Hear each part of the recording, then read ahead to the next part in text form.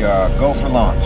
5, Quiet, numbskulls, I'm broadcasting. Anything can happen in the next half hour. 4, My friend, we cannot keep this a secret any longer. This whole thing is insane. 3, Quiet, please. I am analyzing. Where's the kaboom? 2, There was supposed to be an earth-shattering kaboom.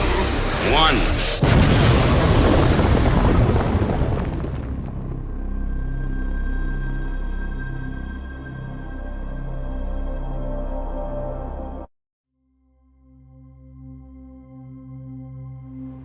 Are you being serious right now?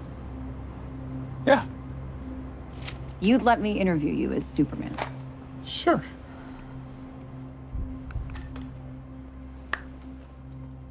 Ready? Let's do it, Cronkite. Superman. Miss Lane. Recently, you've come under a lot of fire for I what know, some it's a might. lot of it's fire, a but- lot. Today, the Secretary of Defense said he was going to look into your actions. That's funny? My actions? I stopped a war. Maybe.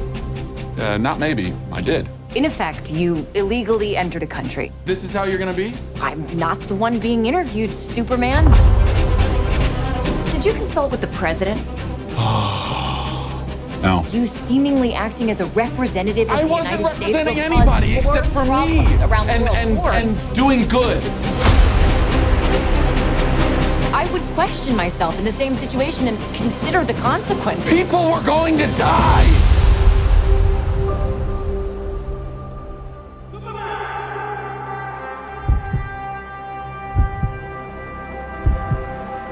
Hey, buddy. Eyes up here.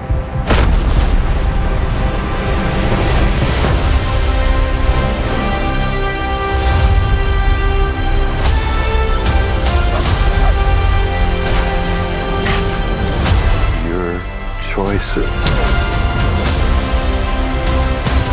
your actions. That's what makes you who you are.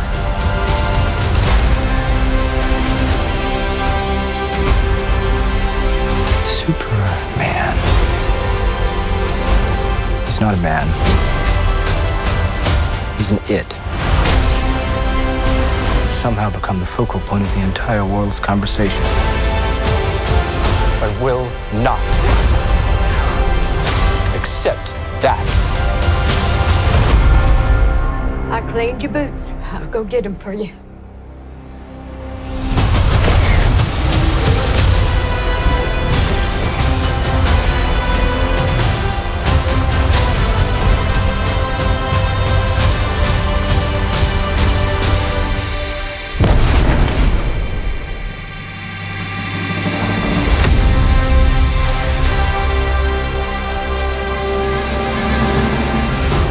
You have a dog?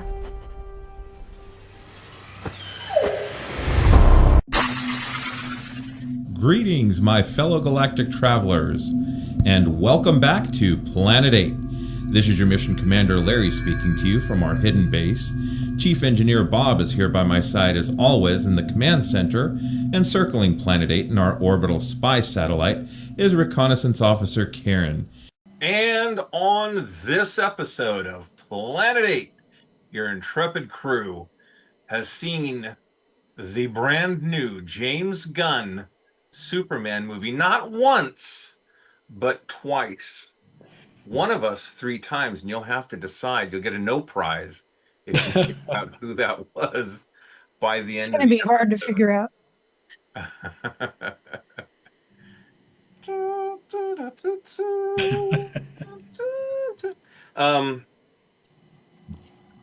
I'm, guys, I love Superman, and I hope Bob and Karen, you don't mind. We didn't really talk about this. I'll start this go around off. I've been waiting for this movie for the longest time. I'm a huge fan of Superman, and one of the things, and we'll spoiler alert, like nobody's business. We'll get into the ins and outs, but it's not that Superman is invincible, or is super strong, or he can do all these things, but it's his vulnerability, which might not necessarily be physically, although in this film he was physically, he got his tail kicked a couple of times. He got his butt whooped a few He times. he certainly did. But it's just the spirit of this alien among us that was raised, by these foster parents or adopted parents in Kansas. I mean, um, and who he is. It was Kill Bill where the question was, what's the mask? Is Superman the mask or is Clark the mask? And how much of Superman is Clark Kent have? I go in with all these things. Did this surpass my love for Batman v Superman? Yes, it did. Oh my Finally. wow. Ooh. Wow. That's Oh it's a my. needle drop. Oh my pure. Oh I my. loved it for many reasons. Bob, let me throw it to you, and what did you think, going into this and then coming out? Coming out the other side. Um, yeah, no, I mean, I thought, it's basically if you took the Superman that I grew up with, and that was pretty much like George Reeves, and then into like the Super Friends and all the Saturday morning cartoons and things. If you took that kind of Silver Age Superman out of the comics or the cartoons and dropped him into a movie, that's what you'd have. And just the fact that there was the Justice Gang, Super Friends, whatever you want to call them. Loved Mr. Terrific. I thought he was terrific. Hawk Girl had potential, but she didn't have a lot to do. I mean, yeah, she flew around and It fought. was fun though. Yeah. Yeah, she had a couple little dialogues, but she didn't have as much, obviously, as Mr. Terrific or as the Green Lantern, who I always liked Nathan Fillion. I'm a big Firefly Serenity fan, so I don't mind anything he's in, whether it's Superman or Slither or whatever. Yeah, so I really enjoyed it. I don't know what I was thinking when I went into it. I was thinking, obviously, okay, this is a lighter Superman. It's not the dark Henry Cavill type Superman, which is fine with me because I'm getting a little tired of the dark superhero movies. Batman, okay, that's kind of his thing, but shouldn't make Superman dark. Yeah. It's like you shouldn't make Spider-Man dark. He's always swinging around and joking and all that, and yeah, you can't really just do a dark Spider-Man movie. But I thought James Gunn understood the character enough to do the Superman movie that should have been done a long time ago. Now, of course, Christopher Reeve, you can't slag him at all. The first two movies he did were great. After that, 3 and 4 kind of, but I'd say, if you're going to talk about favorite Superman, I'd say, Christopher Reeve and David Cornsweet or whatever, they're pretty neck and neck, I think. Yeah. Now, I think I was talking to somebody comparing not Superman, but Clark Kent's, and saying that I thought George Reeves was the best Clark Kent. Because if you watch the old Adventures of Superman, he's not a fumbling, bumbling, nerdy reporter. He's actually a reporter that you believe could compete with Lois Lane, and he would, steal stories, well, not steal stories, but he'd get stories before her and things, scoop her now and then, and he was really, cocks the hat and acts cool, and he's obviously kind of mild mannered in that, so it's not like they would believe, ooh, it's Superman, but I think the new Clark Kent, I mean, he's pretty close, I believe. Cool. All right. Waki, what say you? Well, I going into this, I had reservations for quite a while when I heard James Gunn was making the movie because I feel like a lot of his stuff, it's very hit or miss for me. And, even Guardians of the Galaxy, which I mostly enjoyed, I kind of, for a while, felt like he basically had like two modes. He sort of had like, sort of the zany, crazy, goofy stuff. And then he had sort of the really emotional, tragic kind of stuff he would do. And I didn't know that he would be able to properly handle a character like Superman. But then, seeing some of the trailers and things that were coming out, it was like, okay, maybe this will be pretty good. I'm not sure what angle he's coming at, but I thoroughly enjoyed this movie. I really liked what they did with the character. I liked that they really leaned into the comic book nature. They didn't shy away from that, and they really, brought in a lot of. I know some people said, "Oh, there were too many characters, and we didn't know who any of them were," but I thought it was handled really well. I mean, they just basically it was the comic universe that we grew up kind of seeing, and I could see that maybe for some people who aren't used to that, it could be a little daunting, but I don't think it interfered with the story at all. And I also like that this interpretation of Superman, kind of like you were saying, Larry, is more vulnerable. He's a more human Superman in that way that, he's still like very morally, good and upright and wants to help people, but he's not our savior. He's not here the way that like both Christopher Reeve and then the things they did with Henry Cavill to sort of like set them up like in almost like a Jesus-like character. This Superman, yes, he's going out, he's helping people and saving them, but they're not putting across all this sort of like, oh, he's very perfect and he's here, he's going to know what to do all the time. I like that he's trying to figure things out. He's trying to figure out what he needs to do. And I was also grateful that we didn't get another Christopher Reeve's homage, like they did with like Brandon Routh. I mean, I was glad we had like the John Williams music. That was nice. That was a great touch.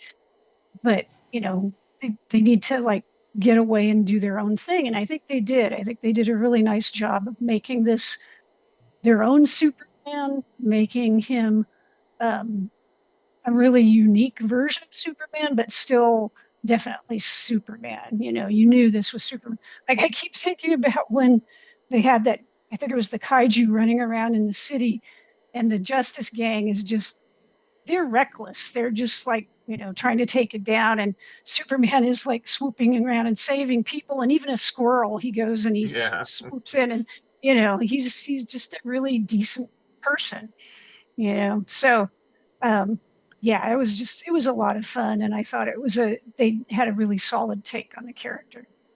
Yeah. What did you think of the character arc or story twist when you find out the rest of his original parents' message? Another favorite of mine, not directly or not even called Superman, but it was Brightburn. Right. And it was also by James Gunn. He was one of the producers. I think it was like a cousin or brother wrote it or produced it. And it's, what if a Superman type character, I mean, it's basically Superman. It's, the kid goes dark because his alien parents, not his adopted parents, were all about him conquering or being a conqueror of this world. And it goes very dark, gory in some parts. So I thought it was interesting, and it's funny because there were a lot of people like online saying, "Oh, what was it, Doctor?" And they tell you in 3 or 4 different scenes, it's not Doctor. That's what his parents intended for Clark or Kal-El to be. Well, that was there was a recent interview in the last few days with James Gunn, and he said, "Yeah, no, that was real. That's not doctored. That Yeah. was a major plot point of the movie." Exactly. That it was a major plot point because who he thought he should be versus what Pa Kent said, you be your own person. We don't parents aren't here to tell you who to be. Parents are here to guide you and let you, find out what your path in life is. And ultimately, I think Clark discovers that he is who he is, to quote our favorite mascot Popeye, I am what I am, and that's all that I am.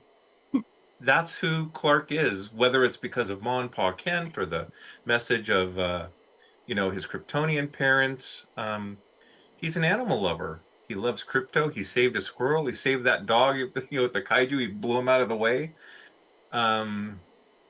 The beautiful thing I appreciated too was when the film opens, it's just that, shot of a range, and 3,000 years ago, the first metahuman came to Earth, and it was 30 years ago, an alien came to, and then 3 years ago, he revealed that he's Superman.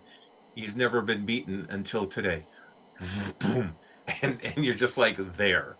Well, they kept going with the threes, so 'cause it was like 3 months ago he came to Metropolis, and then 3 hours ago he lost his first battle. And it's like, Right? Yeah, exactly. And so he hasn't been Superman. Karen was saying, earlier, not for a heck of a long time. He's relatively new at this, kind of figuring things out. But at his core, I mean, when the Justice gang, I want to call them society, defeat the kaiju, it's like, with no hesitation, bam, let's blow out its heart. I think it was the heart. Mm-hmm. And, there was Clark trying to say, we could have sent it to a galactic zoo or did this or do that. And, they were just like, no way, dude. Right. And that's what sets him apart, right? And I think that's the thing, he had sort of mistakenly been attributing his qualities to, his parents. It's sort of the nurture versus nature all over again, right? And he's thinking, oh, well, my parents sent me from Krypton, and they, it's my destiny to be who I am, and blah blah blah.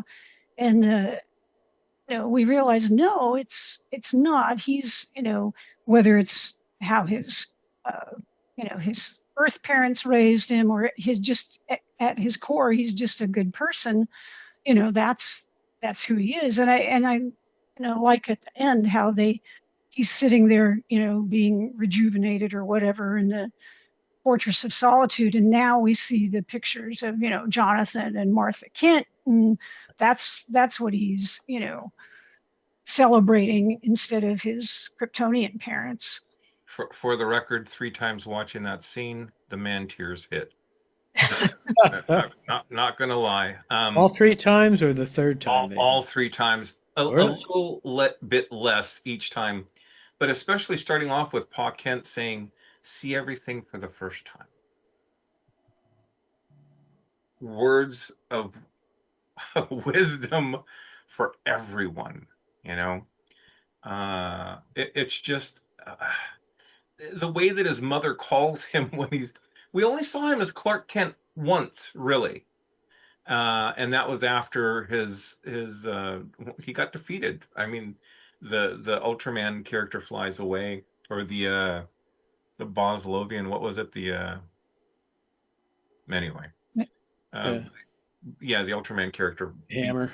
Shows up, the hammer of Bossa Nova. Barovia, yeah. Yeah. Sorry. And he's Clark, and his mom calls him, Clark, we just want to say we're proud of your front page. And I love that they have the accent, but he doesn't. I guess that's a Kansas accent. I don't know. Well, it's funny because the person I went with to the movies with had a little problem with Mom and Pa Kent because she was in she's from Kansas, so she's like, people aren't like that. It's like Don't I act don't know that where way. they got those accents, but people aren't like that back there. I thought it was sweet, and you get the idea that he answered the phone, but he doesn't really have time for Ma and Pa. He's living his city life as a reporter, and Well, everybody's talking to him all at once as he's like on Yeah. the phone and yeah, that. and yet after the kryptonite poisoning, I want to go home, and he's half conscious, half out of it, and he tells his mom, what he found out about his birth parents, and just in broken sentences, and it's like those are his parents. That and he revealed, whether willing or not, to Lois, this is who Clark is. You look around his room, and to me that was so touching as well. And Well, she also she she was there watching them as he's lying in bed, like fawning over him, and just all all the worry and care they have for him while he's trying to recuperate. yeah. Mhm. And not to brag, but there are many mornings that I wake up and my dog Leia's on my chest with the tail, just waiting. um, Is he dead yet? what did you guys think of Crypto? You know, I saw a couple of comments online before I saw the movie saying that he was in way too many scenes or way overused or whatever. Right. And when I saw it, it's like, no, I thought it was just about right. He wasn't in every scene, but he's guarding the fortress and he's rescuing Superman and jumping in at the right time. And no, I thought being a dog owner myself, I thought Right. it was great. What about you, Yeah. Wonky? I was going to say those people obviously don't have dogs because if you have a dog, you enjoy it. Yeah, I mean, you could say, oh, okay, they kind of went out of their way to make him a bit obnoxious. Um, but yeah, he was a lot of fun. And then to see, Superman, the way he gets upset when, uh, Crypto's missing and he knows that Luthor has him and he's like, he's only a dog. Well, when he comes crashing into Luther's office, like, "Where's the dog?" It's like, Hmm. yeah, that's probably what I would do. Yeah, If I knew someone had totally. my dog and I knew that he was not in a good situation, then yeah, I'd be pissed. Here's the thing too, he turns himself into the authorities, not just because they put a warrant out for him, but he might find out where the dog is. Hmm. They would take him to wherever Crypto was. I mean, um, and all puppies are a little bit naughty, maybe not as bad as Crypto. And I'm watching, before the movie I tried to stay away from any spoilers. Now I'm watching all kinds of interviews with the actors, the actresses, James Gunn, and he was saying Crypto was based on a dog that he adopted, Hmm. and this dog would nip at his feet. And one time he's on a call, business call, and he gets up on his kitchen counter so that he'd stop saying ow, Uzo or Ozo, stop, which is his dog's name, Ozo. And that was the one ear too. Ozo's one ear pops up. And so they Mhm. kind of molded Crypto after that. And the dog jumped up on the counter and started nipping at him. And he's like, Jesus, if this dog had superpowers, I'd be in trouble. And a light went off. And so, not that he based, this movie, Superman, the story, on Crypto, but it was a big influence. And I think it's a good balance of Crypto in the movie. And his scenes are meaningful scenes. They're funny, they're fun. When he figures out that Lex is telling the Ultraman what punch and what maneuver to do, and it's these spheres. And what does he say? Crypto, get the toy. Krypto just goes for these little spheres, and it was fun. It was a Well, great I think popcorn movie, I think, overall. Well, it's like, Lois asks him, "You have a dog?" And he's like, "Well, it's more of a foster situation," which we find out yeah, at the end. But a lot of people are unaware of crypto, and a lot of the things in the movie, right? Crypto has been in the comics for decades. Oh, yeah. Crypto's been around a very long time, and the same for like the Fortress of Solitude with the robots. Superman's had that for ages, but nobody's put it in the movie because oh, it's too comic booky to have these things. And a lot of the other stuff I think that we saw in this film probably would have felt too comic booky, or you could have had maybe a little of it. Maybe you can have one giant monster, but you can't have like a extra dimensional prison with hundreds of things imprisoned. And it's like you could have one or two of those things, but we don't want it to get too far out. But they just said, screw it, we're gonna like have all this stuff just like you would in a comic book. And it worked pretty well. I think people could still follow everything. They just may not know, who's that character? Why? Who's that? Like Metamorpho. You kind of sit there and go, why did they plug Metamorpho into this movie? Mhm. I don't know, but he's there, and it's for You the know, most part works. Jasmine has like 0.5% knowledge of the DCU, Batman, Superman, Wonder Woman. And so, the Justice Gang and Hawk Girl and Metamorpho, and she had no problem with any of it. And I'm surprised that she saw the movie twice. God love her. But yeah, look, some people are just going to question everything. Some people are going to go with the flow. Some people are just going to just enjoy the movie for what it is. It's a lot of fun. It's exciting. It had a message, at least for me. We'll cut to the end a little bit later, but before we do that, what did you guys think of Lex Luthor? Walker, what were your impressions? My understanding is that both actors were up for Superman.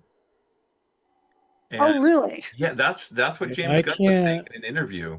I Oh, can't that's picture him interesting. as Superman. I couldn't either. I mean, I couldn't even fathom it, but he says, Well, he says, well, I can't think of the actor's name, but he's a better actor than Cornsweet. So, I always give him a hard time saying, but that's like with Thor. Tom Hiddleston Yeah. actually, right. tried to for the Thor role, but thank God we got him for Loki instead because he's so much better as Loki. Yeah, that kind of blows my mind. I don't if was it Nicholas Holt? I don't know that Yeah. I would see That's him right. as the Superman type. Oh no, I thought he was a really good Lex Luthor. I like that it is more his portrayal is to me more back to the character's roots. And one thing I really hated in the Man of Steel was that weird, creepy Lex Luthor with the like bottle of urine and like all that stuff. I was like, why? Why? What is this all about? Um, this is much more traditional Lex, I think, and played really well. I mean, he's just very driven. He's very obsessed with Superman. But you believe that this guy is, really smart and really capable and everything, but he's got this huge chip on his shoulder, And I thought he did a really good job. No mason jar of piss, but hashtag super shit. So he does have his, and I don't know if this was a not direct afangul to the trolls on the internet that gave James Gunn such a hard time when he got fired from Marvel for comments that he made like years ago. But he has monkeys. Lex has monkeys in putting all these hashtags. Yeah. Yeah. Um, it was just it was great. You know, I'll say the Metamorpho character, the practical makeup. You know, obviously when he does the kryptonite and whatever, and he's flying, that's CG. But just that makeup, that suit was amazing. I mean, it was like straight out of the comic book for me. I loved Hmm. it. Yeah, I wasn't all that familiar with Metamorpho, but it's kind of like, oh yeah, I think I remember him. I know he's from the comic, but I didn't know much about him when it. Yeah. My friend Carlton had an album. You know, Marvel had, I think, Spider-Man record album, and anyway, it was people singing about DC characters, and he loved Metamorpho, Metamorpho, da-da, Metamorpho, Metamorpho. So that's how I know Metamorpho. And when I saw him on screen, I'm like, Metamorpho, Metamorpho. Did you start singing that in the theater when he popped up? In my mind, I didn't want to do Oh, it okay. out loud. So, what'd you think of Lex, Bob? No, I thought he did a good job. It's weird because when you look at the different movies and TV shows or whatever, he's been portrayed so many different ways and so Hmm. differently over the different portrayals that um, it's really kind of interesting, because like the Joker is always kind of the Joker. He can be more dark or he could be, more lighthearted, but Lex is like all over the place. I mean, Yeah. look at Superman and Lois. He was played by can't remember the actor that played Abraham on The Walking Dead, and yeah, so it's like, you know, but yeah, no, this guy, this one is totally different, I think, than just about any of them. But it was cool that he was basically his whole way of dealing with Superman was through his science, through his brain, through his inventions, and and not getting physical until until Crypto kicks his ass at the end. But Hey, Superman tried to stop Crypto. He's like, down boy, stop. No, what? oh, Ooh. he wasn't really trying though. He was kind of like in the background. Oh, Crypto, stop. Yeah. He was pulling a Hulk on him. Yeah, definitely. Oof. I also liked the Green Lantern Guy Gardner, Nathan Fillion. Not a huge fan of the actor. He's a good actor, but I just love the way he portrayed Guy. I thought it was very much like the comic book when they're in Jarhanpur, and he's flipping the tanks over, giving him the finger with um we went with our friends on Sunday, Chad and Jenny, and they liked the movie. And Chad was like, I don't know what's a chatter about hot girls, caw. And I kind of like that. I thought that was pretty cool. Jenny loved it. I'm like, yeah, it was kind of weird, but it was effective. I mean, I wouldn't necessarily not, I have to admit though, when she was doing that in the back of my brain, jumping in there every once in a while, were the goats from Thor 4 or Thor. Oh my God, Thunder is. I saw that movie once and I didn't even remember that until you brought that up. I know they had the screaming goats that. Yeah, they're probably one of the better parts of the movie because at least it Oh, was God. funny. But yeah, she kind of reminded me of those. But no, I like the scream as she would come through, and I also like the fact that when she basically, grabs Lex and goes out the window, or no, it wasn't Lex. It was yeah, The president right. of yeah. the other country. president, yeah. But anyway, when she like crashes through the window with him, and he's like, I know you won't do anything because like Superman, you're this and that. And she's like, I'm not Superman, and just drops him. And off he goes, like. Yeah, it was kind of funny because like you have that. There's still a lot of that James Gunn tone to the movie with characters like that. Superman is sort of, dead center, and he's really, I'm I save a squirrel, I'm going to save these people, blah, blah, blah. But then all of the peripheral characters are still like, no, we're going to kill these things. We're going to kill this monster. We're going to kill these people. So you've still got that, side of it with Gunn where he's sort of got this very, I don't know, lackadaisical attitude towards killing with the characters. I thought you were going to say wackadoo. Well, you could say wackadoo too. That's acceptable. Yeah. It's an acceptable term. Shocking moment for me is when he's trying to he's questioning Superman, trying to get information, and he brings the guy. Oh, that was terrible. And it shocked me. Yeah. Gave him a falafel once, and he's like, "No, Superman, I am nothing. I am no one. I have no family." And Superman's like shedding a tear, and Lex shoots him outright. Bam. Yeah. And you're just like, Yeah, I think Lex thought he'd get a few more questions in before that bullet in the chamber would go off. But the thing that's like not shocking to me, but and he says, "Oh, sooner than I thought." He didn't give a crap. He was going to kill him, whether it was the first shot or the 10th shot. He was going to keep on going. He had the president was like cheering him on. Yeah. Well, got the blood on him. Was like, oh, oh, that tickled a bit, or whatever he said. And I have to say, I kind of wonder with scenes like that and sort of that casual attitude towards like killing people, like, I don't know, is this appropriate for like an 8-year-old kid to see? No, because I was at Godzillafest this weekend and I was talking to one of our vendors.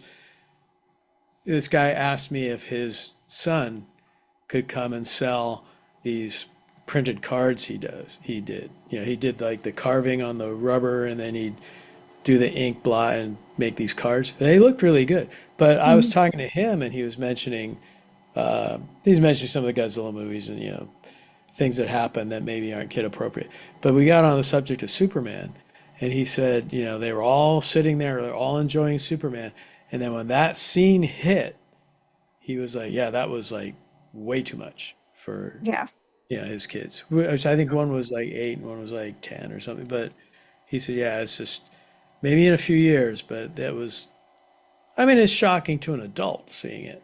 Right. It seemed inappropriate for a film that in the shoes of a 7 or 8-year-old or whatever, and it's not that. And James, if you're watching, which I know you're not, but my friend James, his son, years ago was playing Grand Theft Auto, and was like, "Dad, every time I go to pick up my hooker, my hoe, the pimp shoots me," and I'm like, "You're letting your son play this game where there's hoes and pimps and he's getting a cat popped in him?"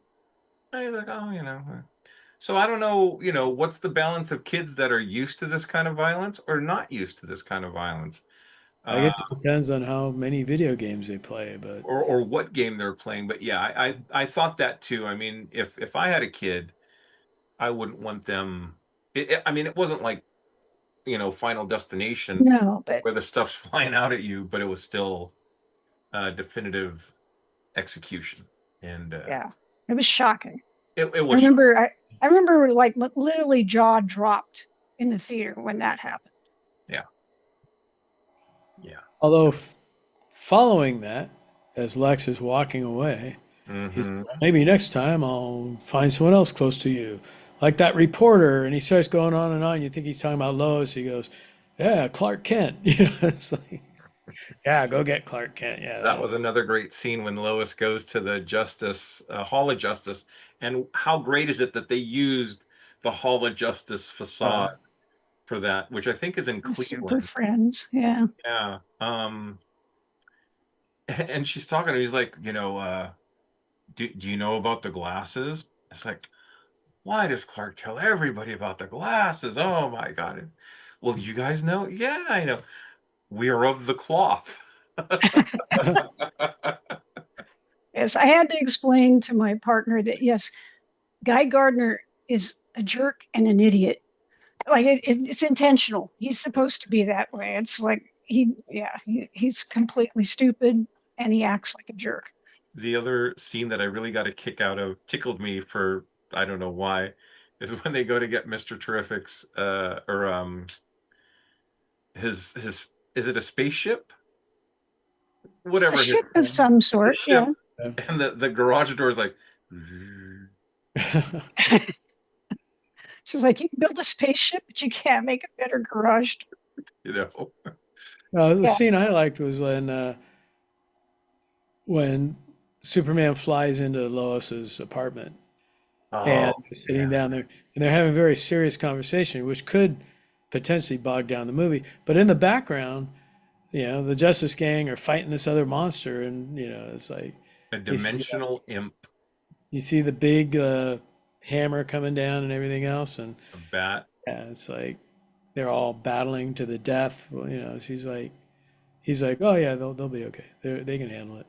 I thought it was beautiful as a backdrop for them kind of like making up, or just this beautiful battle going on with these colors. But I did get, the inner fanboy got excited when I heard interdimensional imp, and I thought Mr. Mixoplick. And I'm like, oh, okay, all right, maybe not. Save that for next time. Maybe. We didn't really talk much about Mr. Terrific, but I really liked him. I liked the way he just handled himself, with almost too much confidence at times. But like the scene where they go into that camp and he just like wiped out all those guys, that was really well done. That was very well done. And he's not a well-known character, right? Even in the books, but it's Lex, the smartest men in the DCU. Top three was him, Lex, and Bruce Wayne. Not necessarily in that order, but I was like, oh, you know what? Yeah, that's true. I can see that. I mean, the thing about Mr. Terrific is he was able to, he got a lot of laughs without being funny, if that makes sense. Very dry. Yeah, Very like dry. when Lois is in the jet with him or whatever, and she's like trying to tell him all about her relationship with Clark and all that, and he's like, I don't care, I don't care. Yeah.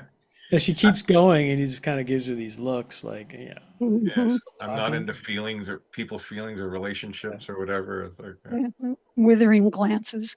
yeah. Yeah. What did you think about Perry White? Not enough Underused. of them. Yeah. No. Yeah. There was so much going on that we really didn't get a lot of him. Yeah, but I mean, I thought the actor did a great job, though. I love the actor. I love, don't call me Chief. That's kind of like in the background. That is catchphrase, Yeah. I was waiting for him to say Great Caesar's Ghost, or what did they say in the Dean King? Great Shades of Elvis. Lois and Clark. But even like when he takes charge, he's like, you got that jet up there? Okay. And then he's like, you come with me. How many can you seat? Okay, you come too, and it's just. Yeah. Did you Hopefully guys we'll get more of him in the next film. We saw him a little bit more than Clark in this film, if I think about it. Well, there's two different Clarks too. There's the Clark we see in Metropolis, but then there's the Clark we see in Smallville, and they to me seemed very different. True. And the Clark that you see fixing fixing breakfast for dinner for Lois. That's true. I think that Clark is, and we kind of talked about Kill Bill. I think Clark is Superman, and the Clark Kent reporter is the mask, is the facade. So anyway, reporter Kent, I don't think we saw too much in this this movie, but who knows what the future will hold. I think James Gunn said like Superman will be back in another movie, but not necessarily a sequel to this movie. Interesting. So I don't know if he's coming back in someone else's movie, or they're working towards Well, a Justice Gang, or what it is. But right. I mean, I hope that he appears in not only Justice Gang or whatever, they need to change that name, But also another Superman movie, because I think it did hurt Henry Cavill that they didn't make a second Superman movie for him. I think he needed that to really, strengthen that characterization. I agree. I haven't looked online, but from what I understand, Supergirl is going to be the next year. I think, yeah, Yeah, that's she's supposed to be next year. I'd assume he's going to be in it, even just for a little bit. But I know they're developing Wonder Woman, the Green Lanterns, plural. Well, Supergirl is supposed to be kind of out of control in the movie. Red Sun, man. Going to the Red Sun, getting drunk, whatever. So it may take Clark or Superman to kind of reel her in a little bit.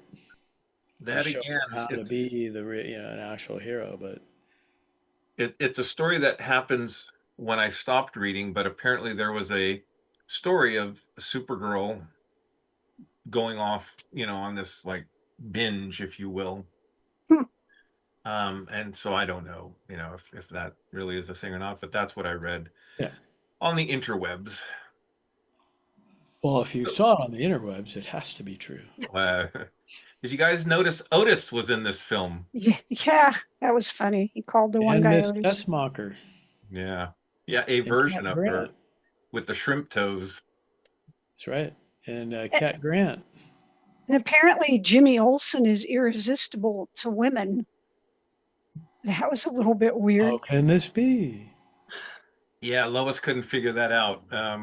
Who knows? But yeah, that was funny. Where he's like, we can be together again, and never part. He's like, okay. So what did you guys think about? Was it the architect? Yeah, well, the engineer. The engineer. Sorry, yeah. Architect David. I was reading a little something, and the architect stuck in my mind. The Invaders in color. A Quinn Martin production. Engineer David Vincent. Yes. I thought she worked fairly well. Well, you could see her powers would give Superman some trouble with the nanites and stuff. Well, I mean, she engulfed Crypto's head. Mm-hmm. Right. And then Superman's eyes and lungs and all that stuff. What did you guys think about the big reveal of Ultraman? Kind of knew that was coming. You did? Yeah, Ultraman. Yes, not your Ultraman, Bob. I know. Those of you watching on YouTube, I have a Superman shirt on. Karen has a Planet 8 shirt, and Bob has a Ultraman shirt on. So. Oh yeah, since he was sort of in the movie. He was sort of in the movie. I think I was talking to Kevin about it. And he was saying, I was talking to Keith, and Keith was saying that DC somehow lost the copyright to Ultraman, and so all the toys that had been coming out all said DC's Superman. Or DC's Ultraman. They couldn't just say Ultraman. Ultraman. So I was kind of surprised they were able to just do Ultraman in the movie, bring him in and call him Ultraman and all that. It was hard hearing, he comes walking into the room and, Ultraman, and it's like, wait a second. But he had Doomsday vibes for me with the goggles and the Invisible Man wrap. And then I knew it wasn't going to be Doomsday. Some people thought it was going to be Supergirl. The big reveal, I guess. I haven't read that comic series, that story, but people were thinking that was going to be it. Do we think there's going to be a Bizarro in Superman's future? Is that what this clone going through the black hole kind of? Did you get that kind of a vibe? Or I thought that was more to set up him coming back the way he is in the comics. Because he was like the leader of the Injustice Gang or whatever, or the Injustice League or whatever. And it was more alternate. They were all just like evil doubles of the other heroes, and he was the evil double of Superman. And but in this one, he was he wasn't like a another dimensional being. He was a clone. But now he's off into some other dimension, so maybe that will basically, he'll develop into that. But we shall see. These are the predictions we have, kids. So in a couple, 2 or 3 years, let's see what happens. You can bet some Bitcoin on it. save this episode and see if we're right. But in the meantime, I will be watching my Ultraman. There you go.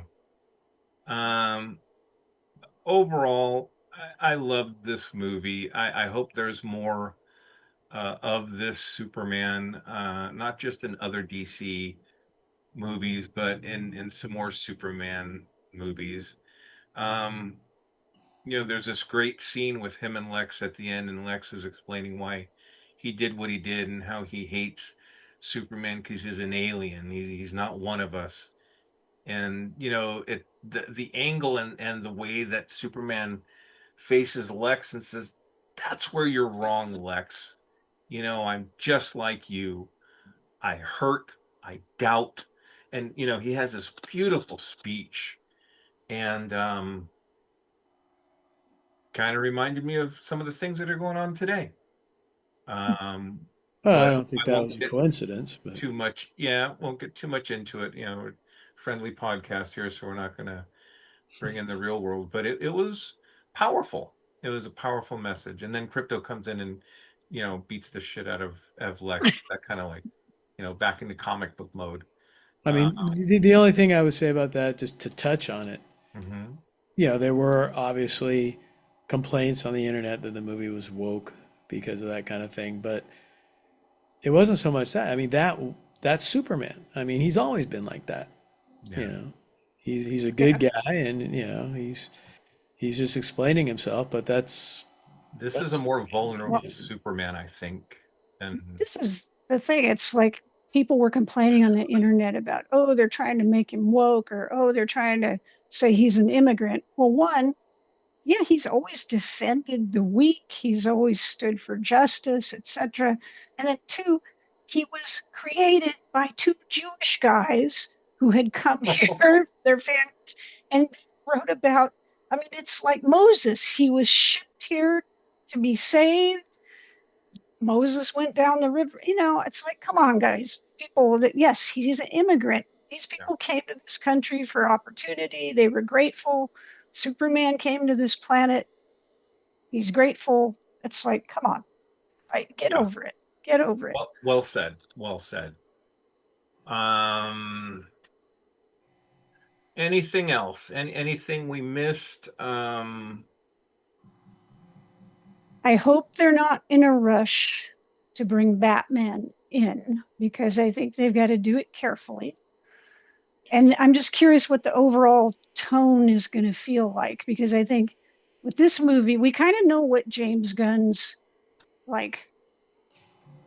tone or his shtick is.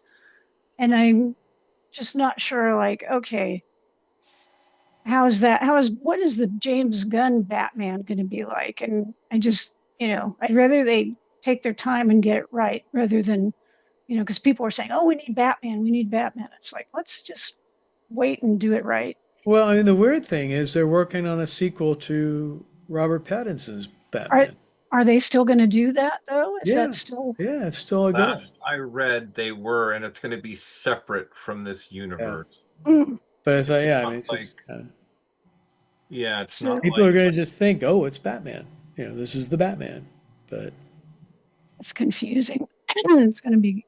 They got to watch out, and I'm hoping they don't rush into a Justice League movie too fast. Yeah. Let these characters develop. Let them be in their own films. Let them, let's get to know them. I have to say, I was very happy to see Peacemaker made it into this DCU. Yeah. I don't know how they're going to explain all that's going on. I know Jason Momoa is not playing Aquaman anymore. He's going to play Lobo in this version of the DCU. So probably a better match. Stay tuned. To be honest. I still don't know how that Aquaman movie made $1 billion at the box office or whatever, but Lots of ladies. that is true. Are they going to bring back a blonde Aquaman? Will it? Yeah, I don't know. Will Aquaman even be part of this? Maybe it's going to be a few years or a decade before we see him. Dunno, we shall see. Or the Flash? Oof, that's a tough one after everything that's happened. Yeah. I know a lot of internet people are bucking for Grant Gustin. Mm-hmm. Although there was a rumor going on through the internet that James Gunn wanted Andrew Garfield as the Flash. He's getting a little older. Yeah. Yeah. I don't know. But then again, Tobey Maguire is supposed to come back in Avengers Doomsday. Really? And that one actress from Stranger Things is supposed to be playing, I guess, Mayday, his daughter. Those kids in Stranger Things, they're doing the final season this year, right? You're getting older too. And they're like in their, mid-20s now? Yeah. And they're playing, is it their last year of high school or something? I mean, I kind of lost interest, but well, look at what like Millie Bobby Brown is doing these days, and then she's supposed to go back being 11 and all that. But it takes so long. We were talking about this. What show? Oh, because Strange New Worlds came back. I'm not going to say what I think about it. Okay. Did you watch the second episode? I haven't seen that second episode. I had a hard time with the first episode, but it's been like 2 years between seasons, and that's not usual anymore with a lot of these shows. It'll be a year, 2 years between seasons, and I just don't. I haven't seen it. I've got a bunch of catching up to do after being at Godzillafest all weekend. I got a couple Strange New Worlds. I got an Ultraman Omega. I got some other stuff I recorded. It's like they take so much time between seasons now. It's like either you lose interest or you got these freaking kids now who have been doing this show for 10 years or something. And they started out and they were all like little, 9-year-old kids or whatever. Now they're ready to like buy their first house or whatever. They're, I want my episodes back to back, not 3 years out. What's wrong with look at Jenna Ortega, and she's supposed to go back and play Wednesday. How old is she? I don't watch the show. But I mean, she's definitely grown up. But then they used to make a season every year. They need to go back and make it was good enough for my you get like 26 episodes, and then you repeat them during the summer, and they come right in September. It worked for 40 years. Give me a good story. I don't care if the 15-year-old's 50. Give me a good story. What they did to Strange New World, Lord Bloodraw, forgive me, is an abomination and an atrocity. I thought the first episode of season 3 was bad. The second episode just about killed me. Oh, I gotta watch it. I still have to watch it. So shh. Okay.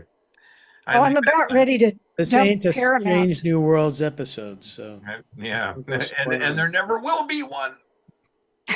But this is the time in our show when we get into the censor suite portion. What we're watching, what we're reading, what are you watching lately? Strange New Worlds? No, come on, wait. The pain, Will, the pain. The ramblings of 3 old, angry sci-fi fans. Bob, you got to share with us this go round. Oh, well, I've been watching. No, I haven't been. I have not seen Strange New Worlds. I cannot say. That's strange. A couple of things I got at Godzilla Fest, and both were sort of late birthday presents from Kevin. One, and I'm gonna start taking this to work with me, is my Ultraman lunchbox. Ooh. Dun, da, da. Speaking of Ultraman. Nice. And it even has, as I open it up, it even has a thermos inside. What? So And you not can have only a liquid that, lunch. but he's stuck in a Zerab shot glass. Oh, So really have that liquid lunch. this is actually like a little portable bar that I could take to work No kidding. for those afternoon breaks when things In are the getting day, to me. And it's getting tough at work. Just open Bob's up. going to have to get into Ultra AA meetings. Ultra AAA. Yeah. And the other thing I got is for those listeners who are old enough to remember, And watching on YouTube. back in the 60s and 70s, you had Ben Cooper Halloween costumes. And those were usually like, cloth or vinyl little jumpsuits. And if you were, let's say you were Spider-Man, it wouldn't be like the webbing and things. It would be like a picture of Spider-Man on the chest with, Spider-Man across it, the word Spider-Man across it. And then you'd have a plastic mask with a little pull string or whatever to hold it on your face. Well, back in 78, Ben Cooper actually did a Godzilla Halloween costume based on the Herb Trimp Marvel Comics Godzilla. And Neca just came out with a figure of a little kid wearing the 1978 Godzilla Halloween costume. That's pretty cool. It kind of looks like a slee stack, but Yeah. he's there. It's hard to see on YouTube, but he does have a little Halloween trick-or-treat bag. That's cool. But it's just crazy that they would come out with something like that. And it even has the Marvel Godzilla King of the Monsters logo on it. Too funny. So we are currently, now that the Godzillafest Film Festival is over with, we are knee deep, not quite waist deep. Soon we'll be neck deep in the Godzillafest Convention in September. So we really got some cool things happening. Hopefully we'll have some cool announcements after San Diego Comic-Con. We have to kind of wait for that to go by to hear back from some of the vendors. But we did add Middle of Beyond. They're going to be doing their very first convention with us. And today we just added Blackheart. And Michael Reagan is going to rep them at a table. So you'll get the Blackheart resin models there. Excuse me. And, you can check out Godzillafest.com and you'll see we've got dealer's room and we've got panels and we've got interviews and we've got a game room where we've got Godzilla and Kong pinball machines. And I think the guys running the game room, I think they like raided a museum or something because they're bringing like Game Cubes and PS2s and all these different game consoles so that you can play all the Godzilla games that have come out over the years and decades and what have you. And they'll be giving prizes out and holding tournaments and things. So a lot of cool things going on. I'll give more updates as the episodes go by, but definitely check out Godzillafest.com. Tickets are available. Get them while they last. Cool. Wacky, what do you got for us, bud? Well, before I lift this enormous book, do you realize we are all summer babies? Because Bob had his birthday in June. I had mine in July, and Larry will have his in August.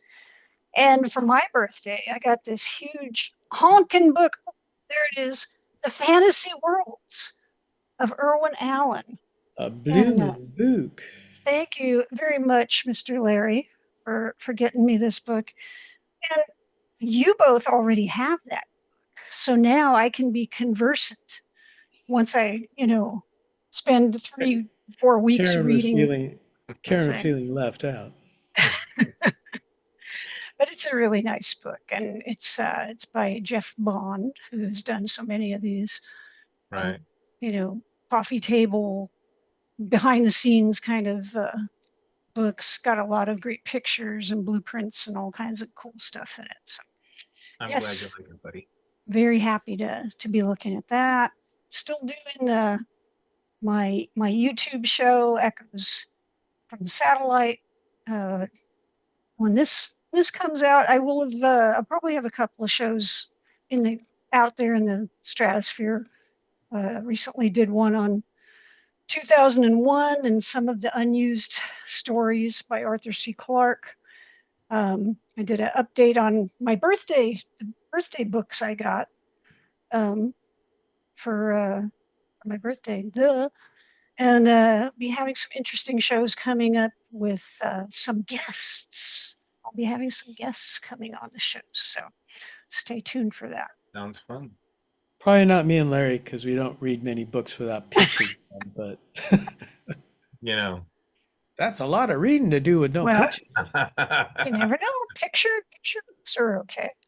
Speaking of reading, good friend of mine, Dennis, gave me some magazines he was going to throw out, and this retro fan. And I thought about Bob because on the back is a Johnny Quest ad. I think it's with DVD, Blu-ray.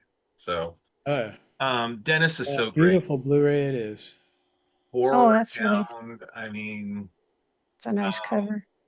Yeah, Creature from the Black Lagoon. There's two Bob issues. Johnny there Quest. you go. Picture. This guy here talks about Trilogy of Terror.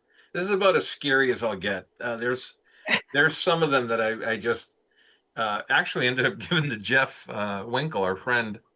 He might be doing some makeups or masks or just wants to read the articles.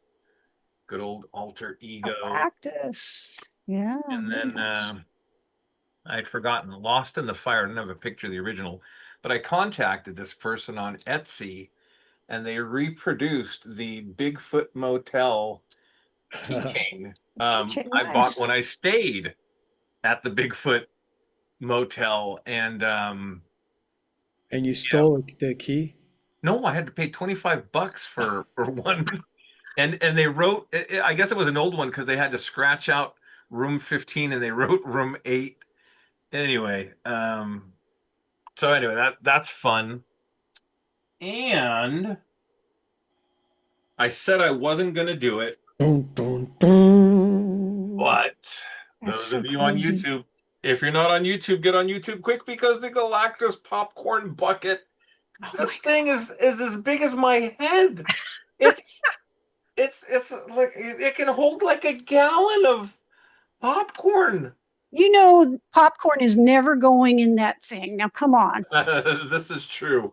Popcorn should go in that thing, and you should bring it to every single movie you see.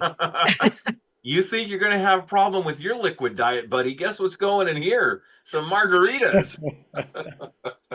God. Even Jasmine doesn't know who Galactus is other than some of the statues and things. So she's going to be in for a surprise when we go see the movie, but she thought that was cool. So don't know where he's going, but I think if he was still a big cloud, they wouldn't be able to make a popcorn bucket out of him. Oh, that still hurts. That still hurts. But yeah. See, they were afraid to go full comic book.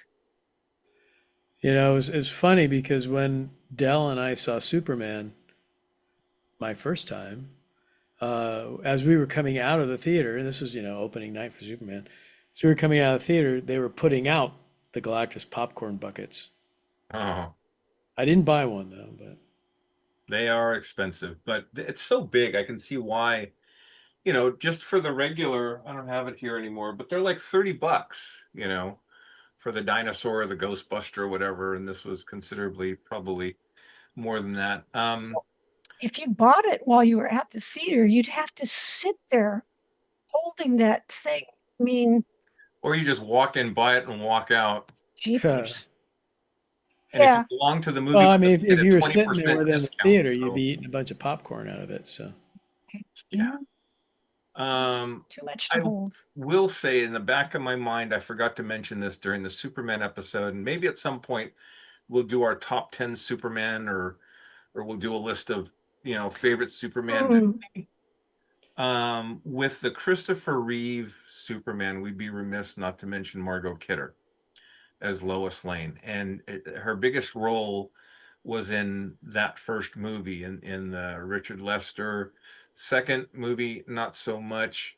And the Donner cut of Superman 2, much more. But I really feel in my heart of hearts that Lois really helped define that Superman character, not just with the flying montage and can you read my mind, but the relationship she had with Clark as a new reporter, and Clark falling in love with her, and catching the bullet from the thief in the alley, the helicopter scene. To me, that was, it was like co-stars. Christopher Reeve's Superman, don't get me wrong, but I don't remember if we really talked about that too much when we covered that Superman movie, but when I was watching this, it struck me as such. So I just needed to get that out. Okay. All righty. So I dropped some postcards over the weekend. I beamed over to planet Earth, I think in a city called Fremont. Max and Icky, they have the best crushed lemonade. And you go there and you find some postcards. And if you do, message us in YouTube or Facebook or Instagram. And I just like to know that's where you found Planet 8. Those of you watching on YouTube, please continue to like, share the podcast, subscribe. We're up to, I think, 615 the last time I looked. It is my sincere hope that we can get 1,000 subscribers and start doing some live podcasts. But we have to make that magic number. As of this taping, I believe there will be members of Planet 8 at the Godzilla Fest besides Bob, who will definitely be there. I have no choice. But you never know if you might see someone from the spy satellite, or maybe someone from Junior Mission Command. What do I call this again? Mobile command. Mobile command. That's right. It doesn't look very mobile, but that's okay. Well, it was before. Now we're kind of settled in a little more. Anyway, this was fun. I'm glad we were able to do this. Stay tuned. We'll be covering Fantastic Four. Hopefully, it's as good and fun and as exciting. Speaking of Galactus, what's that, Bob? Speaking of Galactus, that's right. And as always, thank you guys for tuning in, whether it's on Spotify or Podbean or Apple or YouTube, wherever you're finding us. We appreciate you listening. Take care of yourselves. Make sure you comment what you think of the film, what worked, what didn't work. We appreciate you guys. Stay safe. Take care. This is Planet 8 signing off. Live long and prosper. And stay away from Strange New Worlds. I was just kidding. If you like Strange New Worlds, go watch it right now. Now you've piqued my interest. Text me later, Bob. All right, guys. Take care. Thank you. Bye. Bye. Good night. On that note, this will conclude this transmission from Planet 8. We would like to thank all of our intergalactic audience for listening. Be sure to head on over to our website at www.planet8podcast.com, where you can get more information on this episode's topic. For more conversation, find us on Twitter at Planet8Cast. Or on Facebook at facebook.com/Planet8Podcast. We want to thank you guys for tuning in each and every episode. We look forward to your input and opinions. Until next time, this is Planet 8 signing off. End transmission. By George, he's got it. It is the end.